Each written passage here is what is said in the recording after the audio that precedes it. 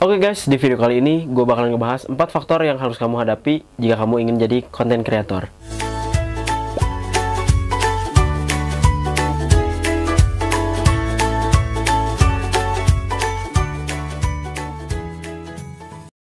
Nah, jadi sesuai judulnya, jadi content creator itu sebenarnya nggak gampang ya guys. Ada banyak hal yang harus kalian hadapi kalau misalnya kalian pengen jadi content creator. Nah, di sini gua rangkum 4 hal yang harus kalian hadapi jika kalian ingin jadi content creator menurut kesimpulan pribadi gue ya guys. Tapi sebelum masuk ke pembahasannya, gue pengen kalau misalnya kalian orang baru, kalian klik tombol subscribe di bawah dan nyalakan lonceng notifikasinya, biar kalau misalnya gue upload video baru, kalian jadi orang pertama yang menontonnya. Hal yang pertama, jika kalian ingin jadi content creator, yaitu kalian harus menerima semua resiko yang ada. Gak ada yang bilang kalau jadi content creator itu nggak beresiko ya guys. Resiko apapun pasti terjadi jika kalian ingin jadi content creator. Nah, kalau misalnya kalian ingin jadi content creator, kalian itu harus benar-benar menyiapkan apapun resiko, dan kalian harus menghadapi resiko yang terjadi ya guys. Contohnya kayak apa sih? Nah, contohnya adalah ketika kalian ingin jadi content creator, kalian nggak boleh ngeluh sama apapun yang terjadi. Misalnya, kalian nggak punya kamera, tempatnya kalian jelek, yaitu resiko kalian. Dan mungkin resiko ini bakalan menghambat kalian kalau misalnya kalian nggak bersungguh-sungguh jadi content creator. Jadi menurut gua, kalian harus hadapi apapun resiko yang bakalan terjadi. Hal yang kedua, kalau misalnya kalian pengen jadi content creator, yaitu kalian harus berani mengeluarkan uang, tenaga, dan pikiran ya guys. Kok kayak gitu sih? Ya iyalah, karena semuanya nggak berjalan begitu aja ya guys. Kalau misalnya kalian pengen jadi content creator, tentu saja waktu kalian akan sangat banyak terganggu, dan itu harus kalian manage sebaik mungkin. Karena kalau misalnya kalian nggak komit sama apa yang kalian kerjakan, jadi content creator bisa jadi mengganggu juga pada kegiatan inti kalian. Kalau misalnya untuk pikiran, ya mau nggak mau, karena kalian content creator, kalian harus mengeluarkan semua ide pikiran kalian agar konten yang mau kalian bikin itu berjalan lancar atas ide dari pikiran kalian sendiri. Kalau misalnya ngomongin uang sih, bakal banyak banget yang keluar. Karena untuk kalian jadi content creator dengan kualitas yang bagus, kalian harus punya kamera, kalian harus punya lighting, kalian harus punya studio, atau enggak kalian harus punya ruangan khusus untuk kalian bikin konten. Tapi sebenarnya bikin konten bisa di mana aja sih. Iya, emang bener. Tapi kalau misalnya kalian ingin hasil yang lebih bagus atau hasil yang lebih berkualitas, ya mau nggak mau kalian harus set up ruangan kalian pribadi untuk kalian bikin konten. Tapi gue sadar sih, untuk kreator-kreator baru mungkin kalian nggak punya cukup dana dulu untuk bikin studio kalian sendiri. Ya, tapi kalian harus komitmen sama diri kalian sendiri. Kalau misalnya kalian udah dapat penghasilan dari YouTube, atau kalian udah ngumpulin, kalian udah nabung, ya sedikit-sedikit kalian harus membagi uang kalian sama apa yang kalian butuhkan demi jadi content creator. Hal yang ketiga adalah kalian harus kuat sama lingkungan hidup kalian. Kenapa kayak gitu? Karena bakalan banyak banget orang yang meremehkan kalian. Emang bisa dia jadi YouTuber? Ya itu bakalan terjadi, karena sepengalaman gue juga pernah mengalami hal itu. Bahkan gue lebih parah, gue bener-bener diremehin, dan ada orang yang bilang gue cuma gaya-gayaan doang jadi YouTuber tanpa hasil yang bisa dibuktikan.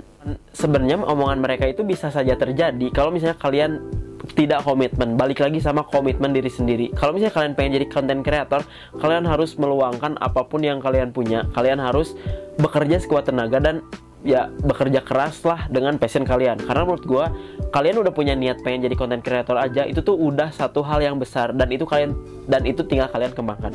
Hal yang keempat adalah kalau misalnya kalian udah komitmen sama diri sendiri, otomatis kalian bakalan sering membuat jadwal untuk bikin konten. Misalnya kalian target seminggu itu 2 kali upload, atau enggak 1 bulan itu berapa kali upload, atau enggak mungkin bisa sehari sekali uploadnya.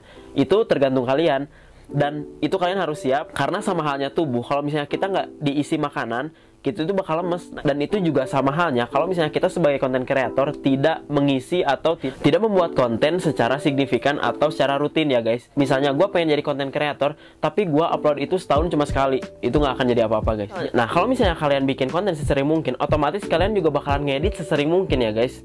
Iyalah, karena gak mungkin kalau misalnya kalian take video terus langsung kalian upload dengan berbagai kosakata yang sangat berantakan, terus kalian langsung upload. Menurut gue sih nggak mungkin. Karena gue pribadi, setiap kali gue mau upload video, ya prosesnya adalah take video, kemudian gue edit, dan setelah itu gue upload. Otomatis kalian bakalan lebih sering berada di depan kamera dan berada di depan layar komputer atau HP atau apapun itu aplikasi edit yang bisa kalian pakai, dan itu bisa menyebabkan beberapa kendala atau penyakit mata ya guys. Tapi kalian gak usah khawatir karena ada suplemen yang bisa menutrisi mata kalian agar terhindar dari berbagai penyakit mata seperti glaukoma, rabun jauh, rabun dekat, hingga mata buram. Nah, nama produknya adalah Fresh Vision. Fresh Vision juga bisa mengatasi mata merah, mata bengkak, mata gatal, bisa memenuhi kebutuhan nutrisi mata, bisa mengurangi minus mata, bisa mempertajam penglihatan mata, dan manfaat lainnya. Nah, Fresh Vision juga mengandung 3 bahan utama yaitu wortel, blueberry, dan juga madu. Karena proses editing dalam menjadi content creator itu sangat beresiko, jadi aku memilih untuk mengkonsumsi Fresh Vision setiap hari. Nah, biasanya aku konsumsi Fresh Vision itu setiap hari setelah makan. Aku minum 3 kali sehari, 2 sendok teh atau setara dengan 1 sendok makan. Dan ingat, kocok dahulu sebelum diminum ya guys. Untuk rasanya sendiri, aku suka banget karena Fresh Vision ini memiliki rasa yang manis loh guys. Wortel yang digunakan memiliki antioksidan tinggi dan blueberry yang digunakan berasal dari Amerika Utara dengan kualitas tinggi.